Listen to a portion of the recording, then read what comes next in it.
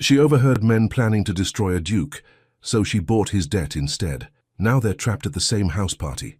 He thinks she did it for power. She lets him believe it, but pride is easier to swallow than kindness, and when he finally learns the truth, he'll have to decide what's harder, thanking the woman he underestimated or admitting he never deserved her protection. The carriage turned through Ralston Abbey's gates at 4:30, and Clara Dace had precisely 14 minutes before she would be required to be charming. She used them to finish her calculations. The figures were not complicated. They never were once you stripped the sentiment away. £38,000, transferred from the consortium's solicitor to Dace & Sons in September, reissued under new terms in October, sitting now in her travelling case beneath a change of gloves and a novel she had not opened. The debt was hers, had been hers for 6 weeks, would remain hers for as long as she chose, under terms that gave the Duke of Blackfen 18 months to begin repayment at a rate that would not break him. She had not told her father the full of it. She had told him she was managing the Ralston matter personally, which was true, and that the Countess's financing was proceeding well, which was also true, and that she expected the week at the Abbey to be entirely without incident. She looked out the window at the approaching house, limestone 3 stories older than it pretended, and thought, probably. Beside her, Mrs. Pell slept with the serene reliability of a woman who had been Clara's father's housekeeper for 20 years and who had agreed to accompany Clara to the Abbey on the understanding that she would be comfortable, attend to nothing strenuous, and be required primarily to exist. She was fulfilling this brief admirably. Ralston Abbey in autumn was the sort of place that made a certain kind of person feel the world was correctly ordered. The grounds were raked. The windows caught the last of the afternoon light and gave it back gold. In the entrance hall, the Countess of Stern received her guests with the unhurried warmth of a woman who had arranged everything precisely as she wanted it and saw no reason to pretend otherwise. Miss Dace. The Countess took both her hands. Helena Stern was 61 and looked 50, not because she tried, but because she had always been interested in things, and interest kept a person sharp. You are the only guest who has arrived exactly on time. I find that either admirable or alarming. I haven't decided. My father keeps his clocks accurate, Clara said. It becomes a habit. The Countess studied her with the frank assessment of someone who had been reading people for 4 decades. Come. Lord Rain is in the drawing room and will be delighted to have someone sensible to talk to. He has been making conversation with the curtains for 20 minutes. Lord Callum Rain was not, in fact, talking to the curtains. He was standing near them, examining a watercolour of the Abbey's east wing with the expression of a man who has run out of opinions about art and is waiting for rescue. He turned when they entered, and his face arranged itself into genuine relief. Miss Dace. He crossed the room. They had met 3 times before, twice at her father's offices, once at a city dinner where Rain had been the only titled guest who seemed to understand what was being discussed. He was 40, easy in his manner, with the kind of face that gave nothing away until it gave everything away at once. You look entirely too composed for someone who has survived the North Road. The roads were tolerable, Clara said. The company in my carriage was a novel I've been meaning to abandon for 2 months. What was wrong with it? The heroine kept making decisions she didn't mean. Rain smiled. A near-universal complaint. He gestured toward the chairs by the fire. Come and sit. The Countess has planned something ambitious for this evening. They settled into the easy rhythm of people who are not quite friends, but have decided to be comfortable, discussing the Abbey's renovation, the East Wing, the drainage work the Countess had commissioned, the small argument about load-bearing walls that Clara's father had resolved by simply paying for a second opinion. She was in the middle of explaining why the second opinion had been correct when the drawing-room door opened. She did not look up immediately. She was making a point about foundations. Then Rain's attention shifted. A small thing, a slight realignment of focus, and Clara looked up. The Duke of Blackfen stood in the doorway. She had seen the portrait engravings in the political papers. They had not been wrong exactly, but they had flattened something. He was taller than she'd expected, and the engravings had not captured the way he carried himself, as if the room had been expecting him specifically and had the good sense to arrange accordingly. His face was angular and composed, the face of a man who had learned that expression was a form of concession and had conceded very little since. He was 34 and looked it in the best possible way, not young, not old, simply present. Clara looked back at Rain and finished her sentence about foundations. Rain, to his credit, listened to the end of it.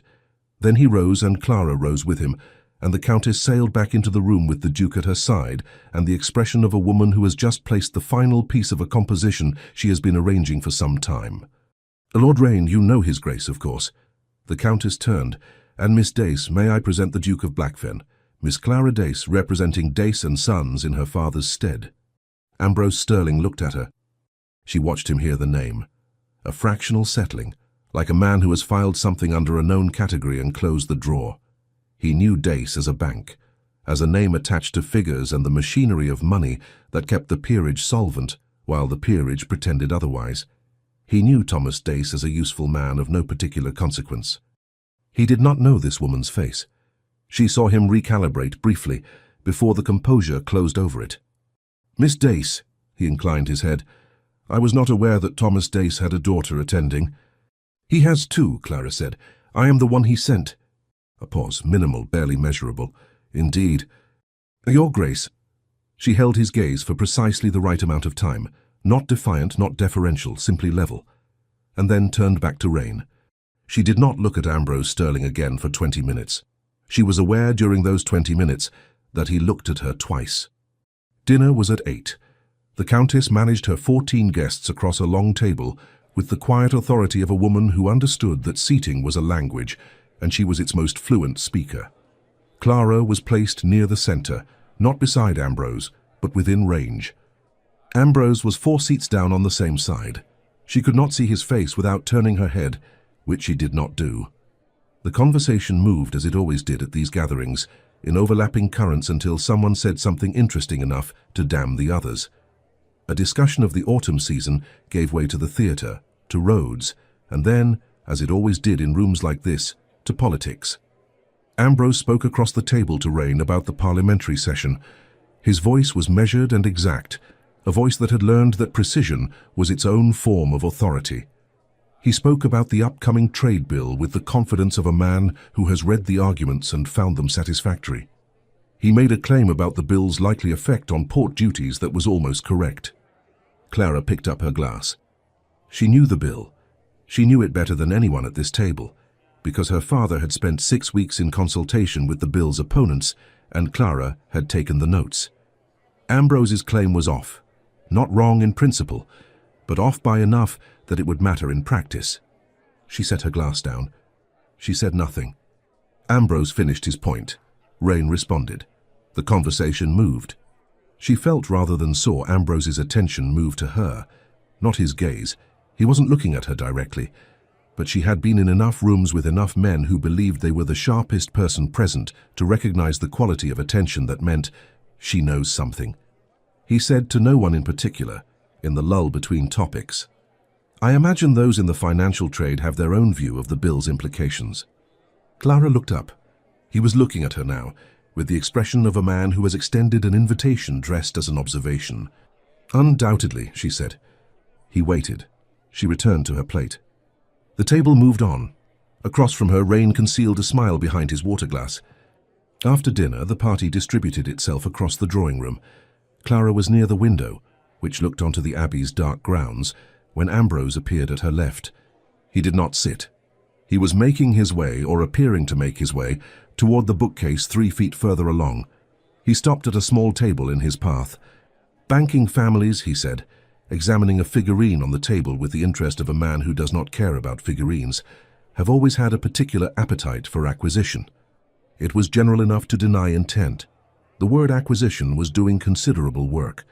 Clara felt the arithmetic move through her, a reflex, her father's trick, the counting that cleared the head when a negotiation turned, and it steadied her. "As have most families," she said, "when the alternative is decline." He looked at her then. Not the cataloguing look from the introduction, something more direct. He was trying, she thought, to determine whether she was as simple as she appeared or as complicated as she sounded. "Your father is well?" he asked. "Extremely. He was at the Marchmont dinner in September, I understand." "He was. I was unable to attend." A pause. "I should have liked to speak with him. He would have enjoyed that, I'm sure." Clara's voice was entirely pleasant. "He finds conversations about acquisition most stimulating." The silence that followed lasted approximately 4 seconds. In it, Ambrose looked at her with something that had not yet decided what it was. Then he moved around the table to the bookcase, and Clara turned back to the window, and the dark grounds outside told her nothing she didn't already know. She counted backward from 100, which she had not needed to do since the day she sat across from Revel the solicitor, and listened to him describe how he intended to ruin the Duke of Blackfen for sport and profit. She reached 87 before the urge to smile passed. The second day arrived grey and mild, the kind of autumn morning that couldn't commit to weather, and settled for atmosphere instead. Clara came down to breakfast to find Rain, 2 other guests, and the Countess, who was eating toast and reading correspondence with the serene efficiency of a woman who had long since stopped pretending she didn't work at breakfast. Ambrose was not there. Clara noted this with the completeness of a woman who was not noting it at all. He came in at 9:20, clearly returned from a walk, boots recently but not recently enough cleaned. He took the seat at the far end of the table. He did not look at Clara. Clara reached for the toast. The Countess had arranged the morning's entertainment, a walk through the grounds and kitchen garden, followed by a tour of the East Wing's building works. The walk was optional, though the Countess's use of the word carried the quality of a suggestion issued by someone who had organized naval campaigns. Most guests attended. Clara walked with a woman named Mrs. Holt, who had opinions about drainage that were, Clara was surprised to discover, largely correct. Ambrose walked ahead with 2 other men, talking about something with the authority of a man who has not yet encountered a topic he felt underqualified to address. Rain fell into step beside Clara at the kitchen garden. "How are you finding the Abbey?" he asked. "The drainage work is more substantial than I expected," Clara said. "The east wall had subsidence. They've relaid the footings." Rain looked at her with an expression that mixed amusement and respect. "I meant the company." "Adequate drainage," Clara said serenely, "is the foundation of all good company." Rain laughed. Ahead of them, Clara did not watch Ambrose turn at the sound of it. The afternoon was unstructured. Clara spent 2 hours in the library with the Countess's estate accounts, which she had requested under the guise of professional interest, and which were, in fact, of genuine professional interest. The Dace Bank's financing of the East Wing renovation was proceeding well, but there were 2 entries that didn't reconcile across the summer accounts, and Clara liked to find these things before they found her. She was deep in the second half year when the library door opened. She did not look up. Footsteps crossed the room, stopped. A book was apparently located, removed, and she could hear the quality of the pause, not opened. She looked up. Ambrose was standing 6 feet away, with a book he was clearly not going to read, looking at the estate accounts spread across the table with controlled curiosity.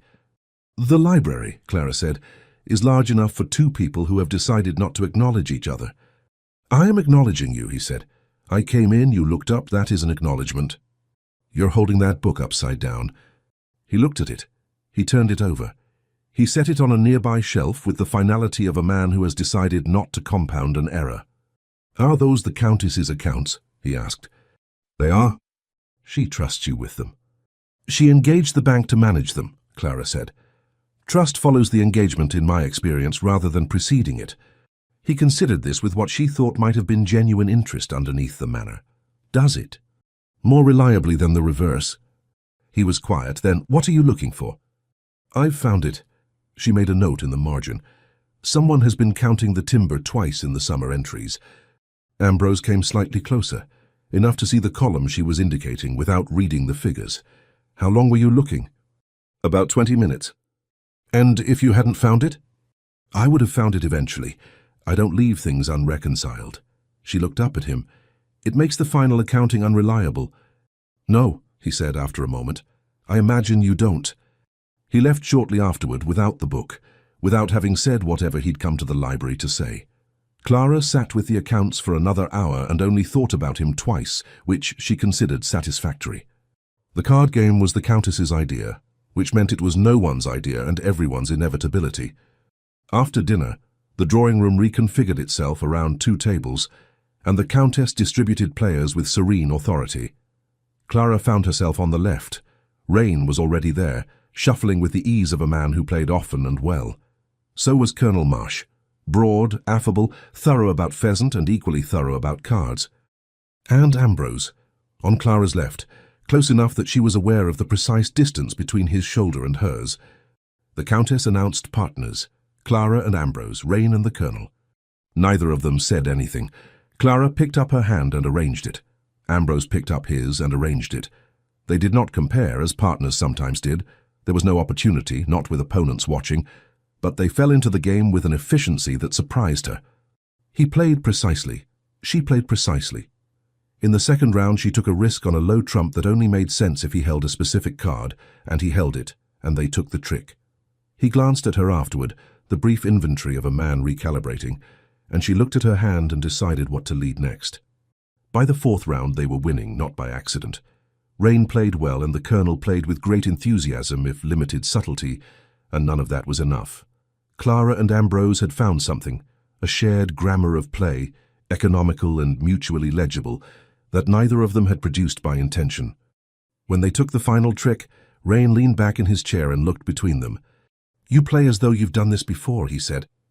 Ambrose said, "We haven't." Clara said, "The cards were straightforward." Reign said nothing, which was the most expressive thing he'd done all evening. Second motif appearance. During the sixth round, she adjusted her strategy in real time and felt the arithmetic flicker. Quick, reflexive. Ambrose was watching her hand, but she felt his gaze move briefly to her face. When she looked at him, he was looking at the table, but he had seen it. The table broke up. Clara was gathering the cards for no particular reason when Ambrose said beside her, "You took a risk in the second round." It was the correct risk. "You couldn't have known I held the jack. You'd played the hand as though you were conserving something significant. The jack was the most likely candidate." She set the cards down. "I thought you might understand the signal." "And if I hadn't?" "Then we'd have lost that trick. But we wouldn't have lost the game. I had sufficient reserve." He was quiet for a moment. "You factored in your own capacity to recover." "One always should," Clara said. "Depending on another person's play is a risk. You have to know what you can manage if the gamble doesn't pay." Something shifted in his expression. A small rearrangement she would not have caught if she hadn't been watching. "That sounds like a broader principle." "Most card principles are." She met his eyes, and he held the look a second longer than necessary. And then Reign reappeared with 2 glasses and a comment about the Colonel's brandy selection, and the moment closed. The third day brought rain, and the Abbey turned inward. Clara chose the library, on the reasonable grounds that she had work to finish, and the unreasonable grounds that it was the furthest room from where Ambrose had established himself, which was the morning room, where Reign and the Colonel were having a long and apparently competitive game of backgammon. She found the minor error in the wages column, a copying mistake, nothing structural, and had begun a note to her father's chief clerk when the rain intensified against the windows. The door opened at 11:30. She did not look up. The last time she had not looked up, it had been Ambrose. She had learned nothing from that experience. It was Ambrose. He came in, registered her presence without apparent surprise, and went to the same shelving he'd visited the day before. This time he selected a book with more conviction, went to the chair on the opposite side of the table, and sat. He read, she wrote. The rain made its argument against the windows. After 12 minutes, Clara said without looking up, "What are you reading?" "Hume," he said, "the essay on commerce. He's wrong about luxury goods." A pause. "Most philosophers are wrong about money. Hume less than most, but his argument about luxury and national wealth doesn't account for what happens on either side of the transaction. He sees the exchange. He doesn't see what it supports. And you do.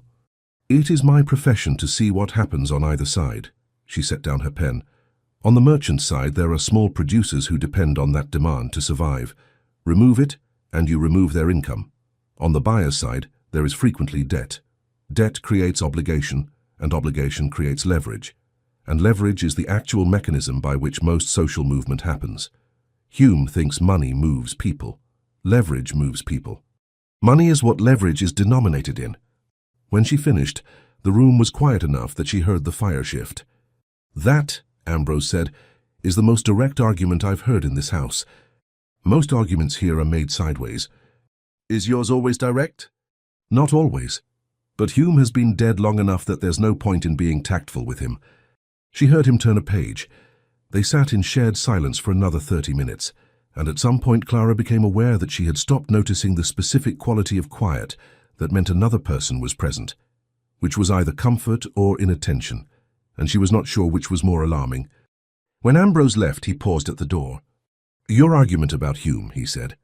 "Does it appear in any of your father's published correspondence?" Clara looked up. "It's my argument." "A beat. I know," he said, and left. The afternoon brought a cessation of active rain, which in October amounted to improvement, and with it a visit to the Abbey's home farm.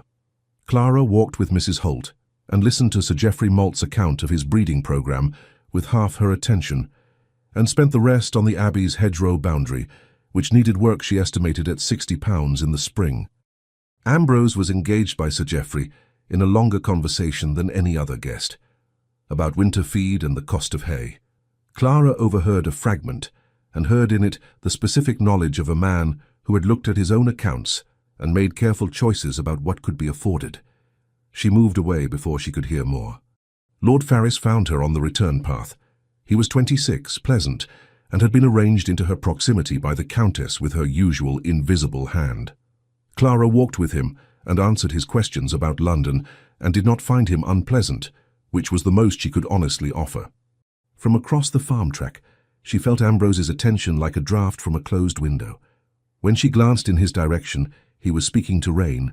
He was not looking at her. She asked Lord Ferrys a polite question about Hertfordshire. Later, on the gravel path back, Rain fell into step beside Ambrose. "How do you find Miss Dace?" Rain asked. "Competent," Ambrose said. Rain looked at the gravel. "Yes," he said. "Quite." He changed the subject. Ambrose said nothing further about Clara Dace, which was, Rain thought, very nearly as informative as if he had. That evening, the Countess gathered a smaller group for a general conversation about the East Wing works, which brought together herself, Clara, Ambrose, Rain, and Mrs. Holt. No one had manufactured reasons to be elsewhere. The conversation turned structural. Clara had opinions. Ambrose had different opinions. They were not arguing, their positions were adjacent rather than opposed. But there was a friction to it, the friction of two precise people who do not agree on the order of priorities. "The foundation work is correct," Clara said, "but the order of works was inefficient. They should have resolved the subsidence on the east wall before commencing the upper-story windows." "The upper-story windows were weather-critical," Ambrose said. "In October you address what will cause the most damage if left. In October you also address what will affect every subsequent stage. The subsidence is already showing in the second-floor room measurements." "Have you measured the rooms?" "I have read the architect's report." "The architect's report," Ambrose said with faint dryness, "was written by an architect who preferred to manage his own order of works, which is why you compare it against the surveyor's assessment, which you have also read. The Countess has been good enough to share the relevant documents." Ambrose looked at her. The Countess looked between them with the expression of a woman at a particularly satisfying tennis match. "The order of works," Ambrose said after a moment, "was driven by cost. In November the window work would have required supplementary scaffolding." "Yes," Clara said, £42 additional, which is less than adjusting the second-floor plan will cost." She paused. "But the decision was made in July, before the full extent of the subsidence was established. In context, it was a reasonable call." He looked at her. "You're correcting me and defending the correction simultaneously." "I'm providing context," she said. "The correction stands." Rain made a sound that was not quite a laugh. Mrs. Holt said she had always felt subsidence was underestimated as a problem and was glad someone was taking it seriously. Later, when the group had broken up, Rain found a moment beside Ambrose. "She's very good," Rain said. "She's thorough," Ambrose said. "Thoroughness at that speed is what most people call intelligence." Ambrose said nothing. He was watching Clara explain something to Mrs. Holt across the room, and he had been watching for long enough that he was aware of the fact and had decided not to stop. Day 4 arrived with a softening in the atmosphere that had nothing to do with the weather, which remained grey and unconvinced. Small things. At breakfast, Ambrose passed Clara the butter without being asked. Proximity and observation, no more than that. But in the accounting of small gestures, something. Clara thanked him. He said you're welcome in the register of a man who has adjusted his default for one person without noticing he has done it. Rain noticed. He spread his toast and said nothing. Clara spent the morning in the sitting room with correspondence. A letter from her father requiring a response, 2 from the chief clerk requiring 3 responses between them, and a fourth from a solicitor's office asking for routine confirmation of a transferred instrument. She wrote the confirmation, sealed it, and sat for a moment looking at nothing in particular. Downstairs she could hear voices from the morning room. She recognized Ambrose's among them, measured, assured, the voice of a man who expected rooms to listen. She had heard it for 4 days now, and had developed a sense of when he was speaking from certainty and when from the assumption of it, which were different things that sounded alike until you listened carefully. She picked up the next letter. Afternoon, the walled garden. The Countess had designed it in the geometric mode, beds laid out with the patience of someone who believed that good order improved the mind as well as the soil. The guests moved through it in pairs and small groups, ostensibly looking at late-season roses. Clara was examining an espalier pear trained against the south wall when Ambrose appeared on her left. "The pear will be better next year," he said. "They've taken the training too far this season." "They've been ambitious," Clara said. "There's a difference. Ambitious and overextended produce the same result at harvest. If you leave them, but if you know what you've done and manage accordingly, you can correct for it." She kept her eyes on the espalier. "Overtrained trees aren't a ruin. They're a different kind of project." He was quiet. The garden held its warmth, the last of the seasons, and around them other guests were doing whatever they were doing, and very successfully not being relevant to this particular wall. "What does your father's bank do?" Ambrose said, "with debt instruments once it holds them?" He said it with the tone of a man asking a general professional question. Clara heard it as a precise one and answered accordingly. "It depends on the instrument. The bank's interest is typically in recovery, orderly on terms that don't prevent the debtor from functioning. A recovered debt is worth more than a foreclosed one. Most people understand this." She paused. "Some creditors prefer foreclosure. It depends on what they want." "What do they want when they prefer it?" "Something other than the money," Clara said simply. He turned to look at her. She kept her eyes on the espalier. "Not uncommon. People acquire instruments of obligation for reasons that begin in money and end in something else entirely. Power, leverage, the correction of an old grievance. Things with no entry in a ledger that are nonetheless the actual currency of the transaction." "That sounds like experience speaking." 3 generations worth," she said. "We have seen most varieties of the human appetite for advantage." "And Dace and Sons," he said. "What does it want when it holds the instrument?" "The orderly retirement of the debt," Clara said, "and the continuation of a functional relationship with the debtor." She turned back to the espalier. "We are in the business of long-term stability. Short-term advantage tends to foreclose future opportunity." Ambrose looked at the pear tree for a long moment. "That is a more patient strategy than most." "We are a patient family," Clara said. She excused herself shortly after. Behind her, she did not look to see whether he watched her go. He did. Rain from the garden's far entrance noted it and found the gate's stonework very interesting for a moment before looking back. Dinner on the 4th evening was the largest yet. The Countess had added 3 guests who'd arrived that afternoon, expanding the table to 17. Clara sat well placed as usual, the Countess's seating arrangements having a consistency she had begun to read as deliberate. The meal progressed through its courses. The conversation was good, the kind that happened when a host had assembled people who were interested in things and placed them correctly. Clara ate, talked, contributed 2 observations that landed well, deflected 1 question about her father's plans with pleasant vagueness, and managed Lord Farris on her right with patient good humour. It was in the 3rd course that the Countess, from her end of the table, made her remark. She was responding to something one of the afternoon arrivals had said about the city. Nothing specific, just the general observation that the financial district seemed unusually active this autumn, that several significant transactions had been settled before the parliamentary session, which was early. "I understand," the Countess said with the warmth of someone sharing good news, "that Dace & Sons has made quite a significant acquisition recently. Your father has been busy, Miss Dace." The table's attention turned to Clara. "He always is this time of year," Clara said. "The autumn tends to be productive." "Productive," the Countess repeated pleasantly. "I heard it was rather a substantial piece of business." "The bank manages several instruments of varying scale," Clara said.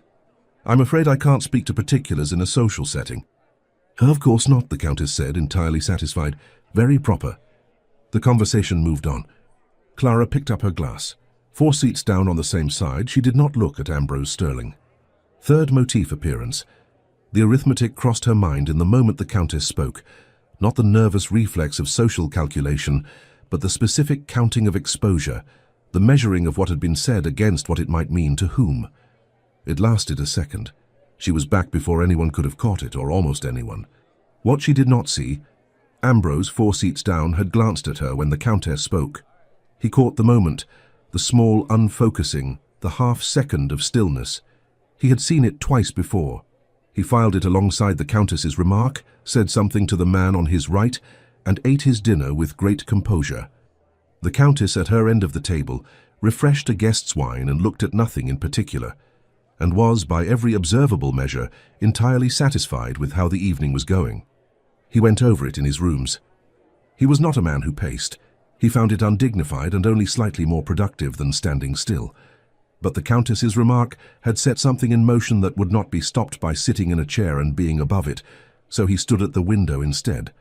He thought, the Dace Bank has made a significant acquisition. He thought, a substantial piece of business, autumn before the parliamentary session. His debt had transferred in September. He knew this because his solicitor had mentioned, in passing, that the instrument had moved.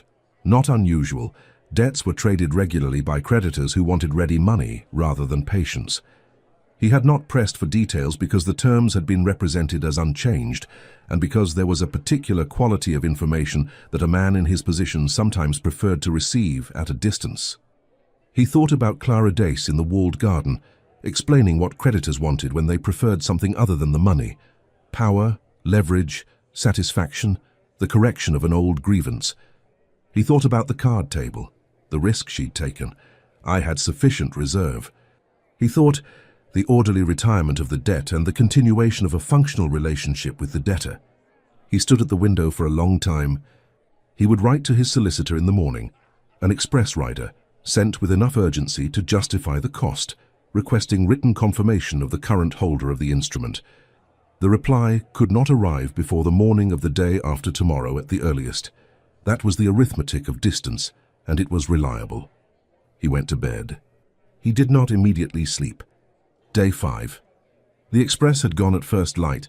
There was nothing to do now but wait, and waiting was a thing he had made a practice of managing without appearance. He came down to breakfast at his usual hour and found Clara already there, which was usual, and the morning paper between them, which was useful. "Good morning," Ambrose said. "Good morning," Clara said from behind the paper. The butler brought toast. They ate.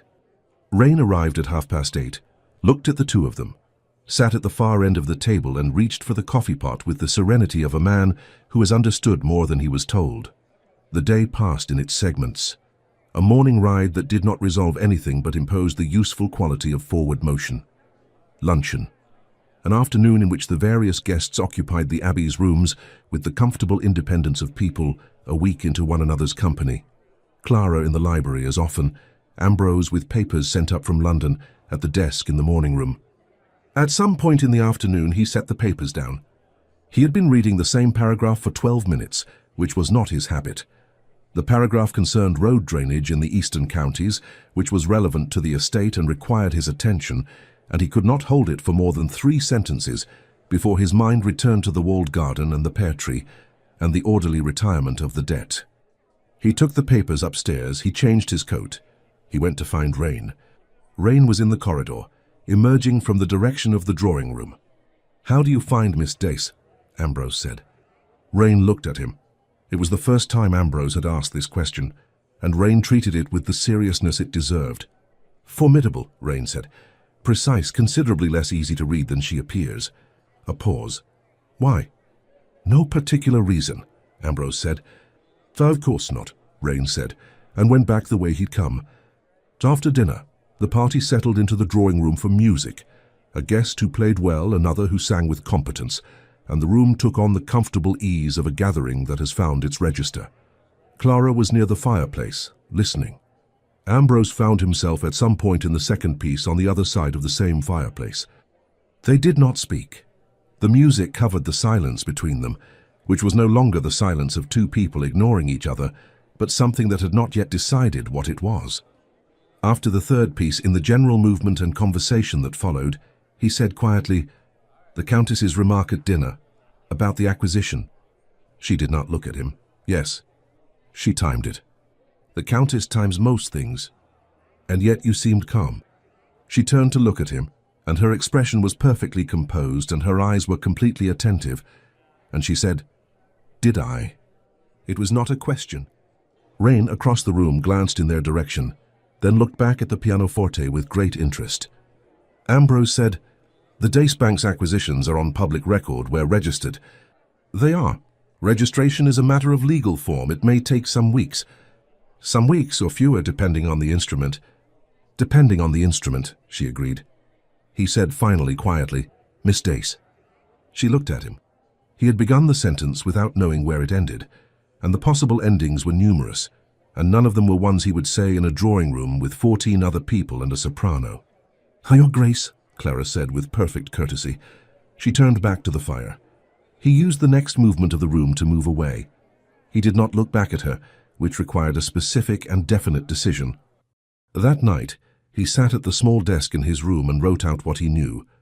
The debt, £38,000 approximately, transferred in September. Terms represented as unchanged, but his solicitor had described them only as proceeding normally, which was not the same thing as unchanged. The Dacebank's known ready funds considerable, based on public record and reasonable inference. A transfer of this scale was within easy capacity. The Countess's remark, substantial, autumn, before the session. He looked at the figures. Then he wrote one more line. "She was in the walled garden and she told me exactly what she knew and told me nothing I could use." He put the pen down. He thought about Thomas Dace, whom he had met 3 times and assessed quickly, and filed under useful, no further attention required. He thought about what it would mean, for a man he had placed in that category, to have a daughter who had done what he now strongly suspected Clara Dace had done. He thought about the first evening, when she had let him walk away from an error about the trade bill without correction. The candle burned lower. He went to bed. In the morning there would be a reply from his solicitor.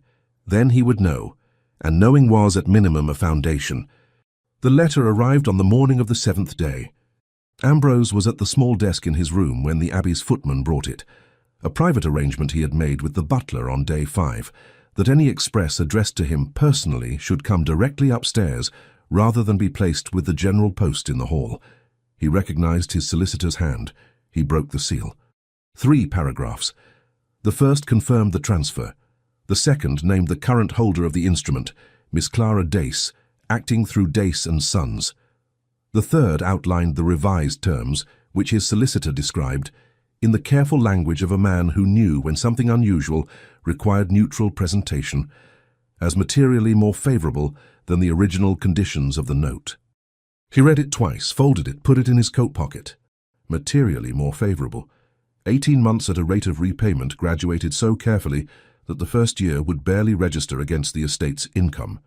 No penalties for the first 6 months. No public registration until the instrument reached the halfway point, which meant no public exposure before the parliamentary session, no forced sale, no opportunity for the kind of credit damage that Revel's consortium had been building toward with such patient precision. These terms were designed to let him function, to vote in the session without the shadow of a called debt hanging over the chamber. He put the letter in his coat pocket. He went downstairs. He found Rain in the corridor outside the morning room and said with brevity that he needed an hour. And Rain looked at his face and said, of course, and stepped aside without further discussion. He found her in the walled garden.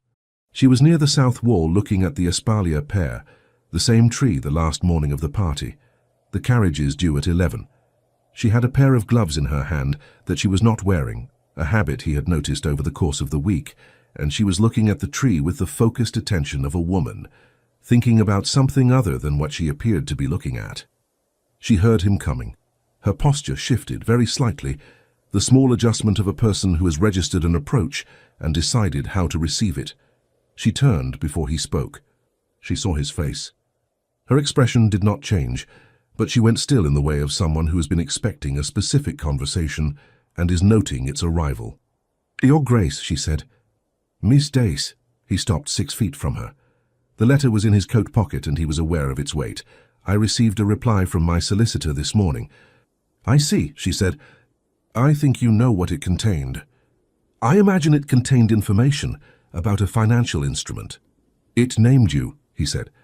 The current holder is Miss Clara Dace, acting through Dace & Sons, under terms my solicitor described as materially more favorable than the original. He watched her face. Nothing moved. I should like to know what you intend. The terms are in the documents, she said. Available to your solicitor. I have read the terms. He kept his voice level. It cost him something. I am asking about intent. They are not always the same thing. In this case they are. Clara.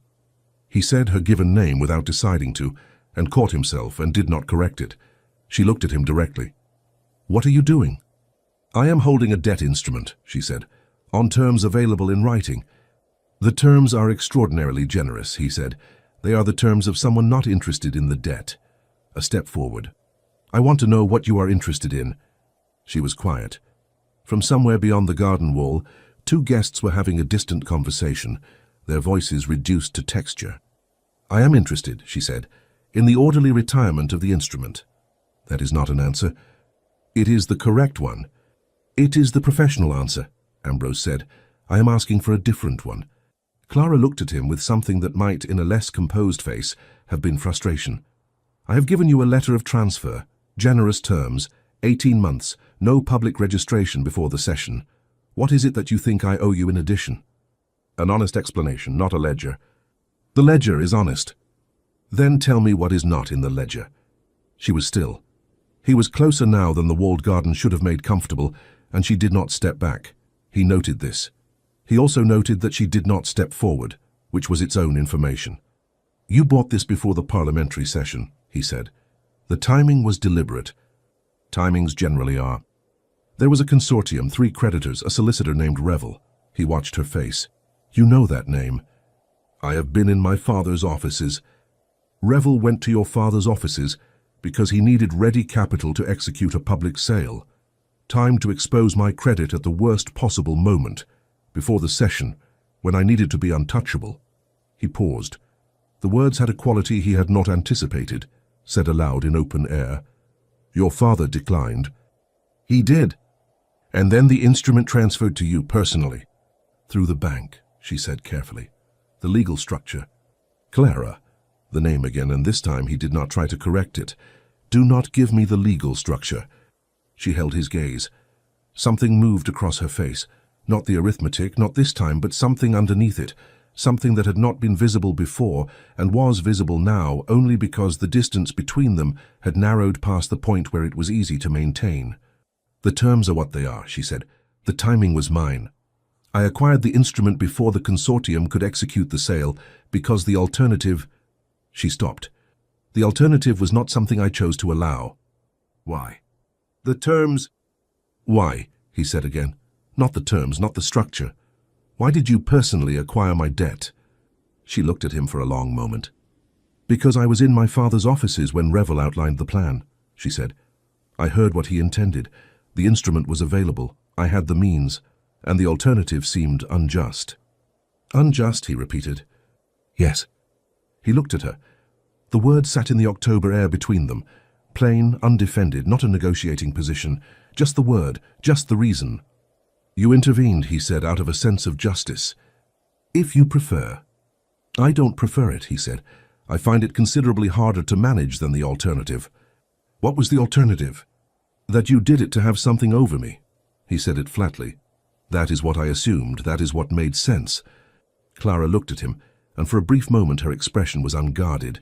Not wounded, she did not wound easily, but something adjacent, something that had been sitting quietly under the composure, and was now briefly present. I know what you assumed, she said. I said a great deal in this garden. You did. He had. He had said things that were precise and aimed at the wrong target, and the wrongness of them sat in his chest now with considerable weight. You said something, she continued, about my father. He had. In the middle of his accusation, reaching for whatever would land, he had said something about Thomas Dace drawn from an assessment he had made years ago and had never once revisited. My father, Clara said in the same level voice, built the Dace Bank from his father's work and his grandfather's work, and his own 30 years of 6 in the morning starts and no guarantees. He has been in rooms with men like you since before I was born, managed, tolerated, found useful and put aside. He is the most capable man I know." She paused. "So you called him at the Marchmont dinner in November of 1812, a very competent sort of tradesman." The garden was completely quiet. "He came home that evening," Clara said, "and he didn't say anything, and he ate his dinner, and afterward he sat in his study for 2 hours. I was 19. I could hear him from the corridor." She looked at Ambrose with clear, steady eyes. "I never told him I was in the corridor." He stood with this for a moment. Then he said, "Clara, you don't need to—" "I said something about your father," he said, "that I should not have said. Not this morning, in November of 1812. I was describing a category of man I had decided to understand quickly and without revision, and he is not that category. The error was mine." She looked at him for a long time. "That is a more precise apology than I expected," she said. "Imprecise ones are useless." The corner of her mouth moved. Not a smile exactly. The precursor to one held in check by a composure that was, he thought, beginning to cost her something. Fourth motif appearance. She looked at him, and the arithmetic crossed her face, not the reflex of nerves, but something deeper, the counting of what had just happened against what she had expected. It lasted less than a second. He saw it, and she felt him see it, and something in the garden changed. He said very quietly, "You do that." She went still. "You go distant for a moment," he said, "and then you come back. I noticed it the first evening. I didn't know what it was." Clara looked at him. "It's arithmetic," she said. "My father's habit.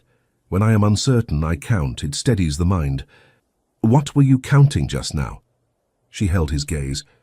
"The distance," she said, "between what I prepared for and what actually happened." The pear tree stood its patient ground against the south wall. The distant voices beyond the wall had moved off, and there was nothing now but the garden and the light and the particular quiet that descends when two people have said enough true things that the false ones are no longer available. "Why did you come to the party?" he said. "The bank is financing the East Wing." "That is why your father sent a representative." She said nothing. "Why did you come personally?" he said. She looked at him for a long moment. Then, "I wanted to see what the instrument looked like in a drawing room." "And?" she said very quietly, "more complicated than I expected." Something in his chest, which had been arranged for several years in a particular tight formation, made a sound like a lock turning. "Remember who you're speaking to, Miss Dace," he said. Not as he had meant to say it an hour ago when it had been armor, but differently, with a dryness that had become something closer to honesty. She looked at him with clear eyes. "I have never forgotten," she said. "Your Grace." He took a breath, let it out. "Ambrose," he said. She held the word for a moment. "Ambrose," she said. And the arithmetic did not come. He left the garden before her, not retreating. She was not the sort of person you retreated from, and he was not the sort of man who did, but stepping back to the particular privacy that a man requires when something has been dismantled in him that he considered structural. He walked the long way to the Abbey, around the east wall past the kitchen garden, and stood for a moment behind the stables where no one from the house could see him, and looked at the sky, which offered nothing useful. He had come to the garden intending to know where he stood. He knew now. He was standing in a place he had not anticipated, having just apologized to a woman who had protected him from ruin out of a sense of justice and the long shadow of a remark he had made at a dinner table 14 years ago about her father, whom he had dismissed in a sentence and who had, apparently, raised a daughter who bought Duchess's debts and then said nothing about it. He went inside and found Rain. Rain was in the library. He looked up when Ambrose came in with the expression of a man who had been reading with one ear, cocked for exactly this. "Well," Rain said. "I owe you nothing on this subject," Ambrose said, sitting down. "I was at the garden gate," Rain said. "I came to tell you the carriages had been moved to 11:30. I saw enough to know I would not interrupt." He paused. "You looked, not as you usually look."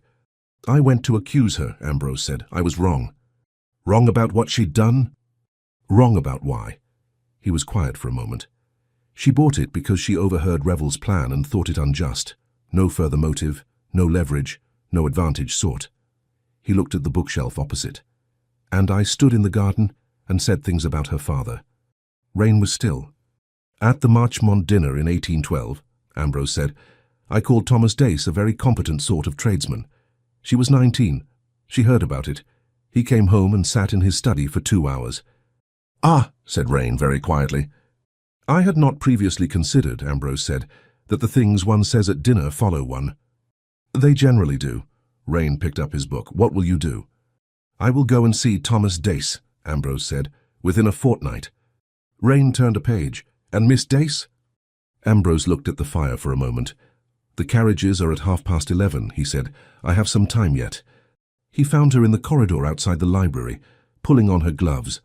The gloves she had carried all week and was now, for the first time, actually wearing, which struck him as significant in a way he did not examine too closely. I should like, he said, to continue this conversation at some point that is not the last morning of the party. She looked at him. You have my father's direction. I intend to call on your father. I know. A pause. He will make you work for it. I expect him to. She looked at him for a moment. One of her clear, complete looks, the kind that took in more than was visible and gave back only what she chose. Then she said, He takes his coffee at 9. He is always in the office by past. He does not like people who are late. I am never late, Ambrose said. Then you will start well, Clara said. She finished with the gloves and looked at him with something that was not quite a smile and was not a smile. Ambrose. He held the word. Clara, he said. She walked on toward the staircase. He watched her go and did not manage this particular fact at all, which was new and which he suspected was going to continue. The carriages assembled at 11:30. The party gathered in the entrance hall with the deflated warmth of people who have been comfortable together and are now returning to their separate ordinary lives. The Countess received her goodbyes with grace. She took Clara's hands last. A productive visit, the Countess said. The East Wing financing is in excellent order, Clara said. The Countess looked at her with her most honest attention. Come back in spring, the gardens are better. I should like that. I imagine, the Countess said with complete serenity, that you will not be the only one. She released Clara's hands and moved to the next guest. Clara picked up her travelling case and went to where her carriage waited. Ambrose was at his own carriage.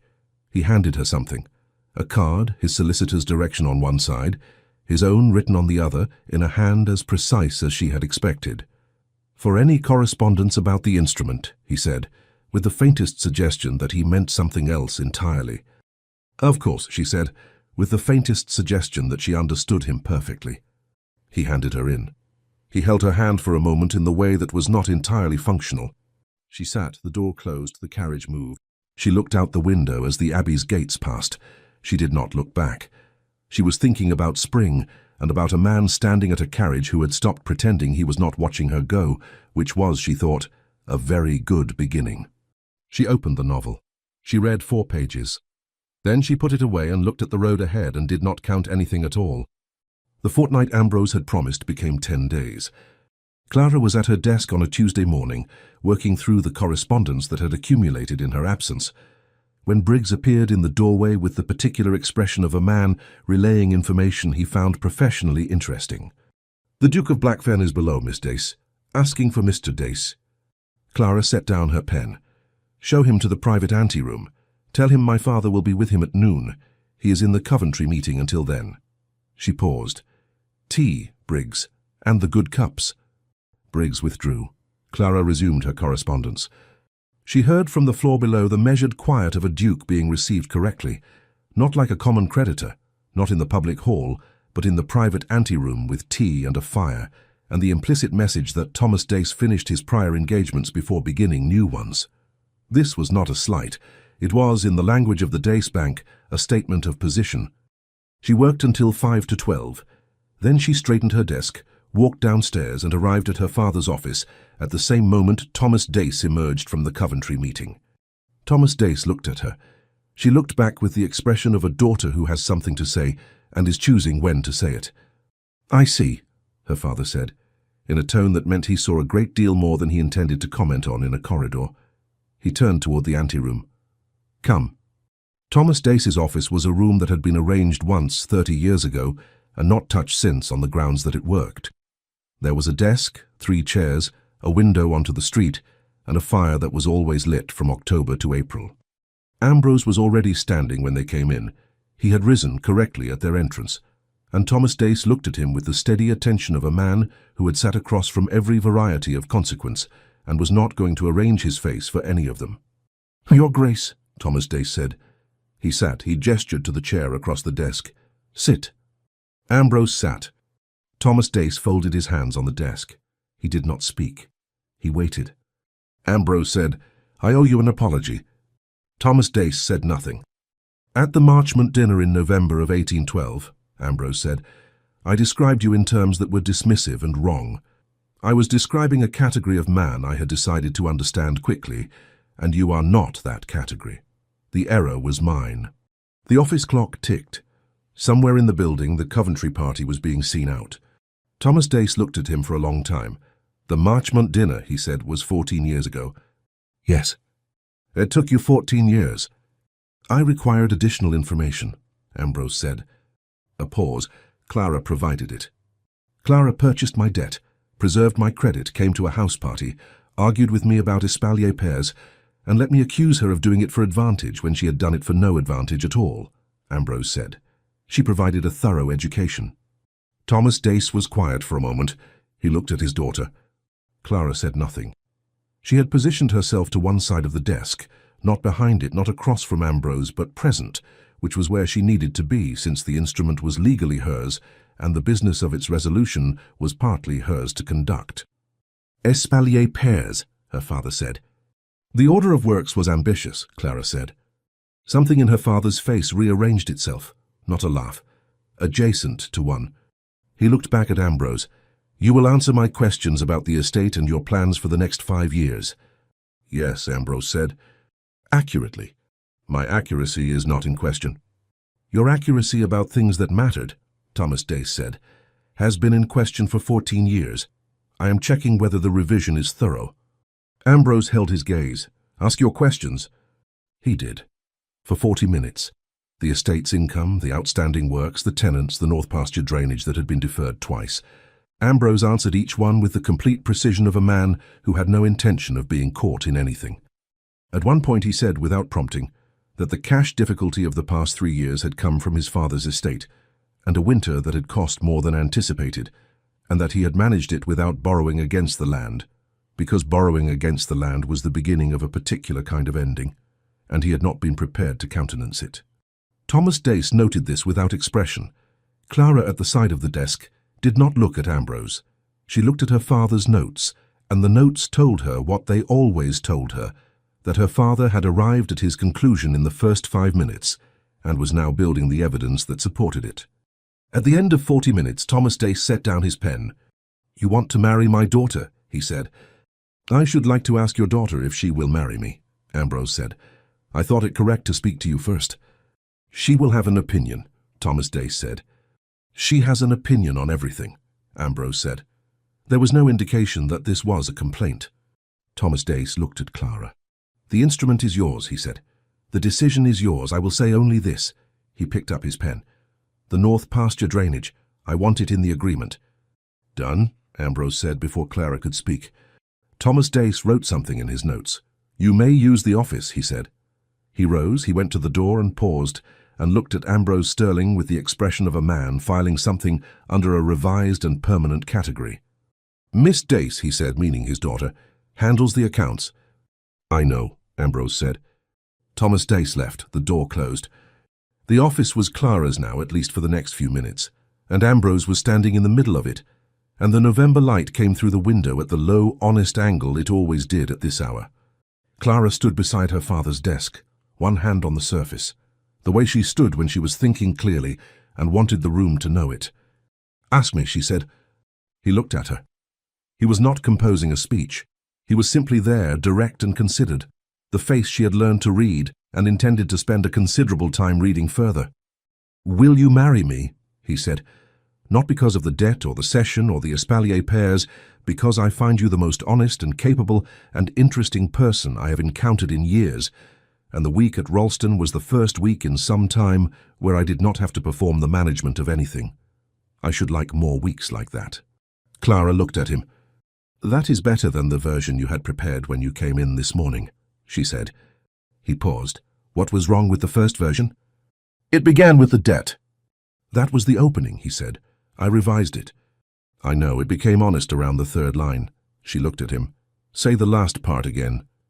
"I should like more weeks like that," he said, "with you for the rest of them." She was quiet for a moment. The clock ticked. November went about its business outside. "Yes," she said. He crossed the room and took her hands, both of them fully in the November light, and she let him. For a moment they stood in her father's office with the accounts on the desk and the Coventry correspondence by the door and the North Pasture drainage settled between them, and it was not a romantic setting in the conventional sense, which was, she thought, exactly correct. He kissed her, properly, briefly, warmly, and she kissed him back with the composure of a woman who had been prepared for this since approximately the walled garden and was glad and was already thinking about spring. The wedding was in February. Thomas Dace's preferred month for completing transactions. "You knew where you stood in February," he said. "Nothing was pretending to be something it wasn't." It was a small ceremony, which surprised people who expected a duke to marry at scale, and did not surprise anyone who knew Clara. Rain stood beside Ambrose and said nothing useful during the ceremony, which was his highest form of support.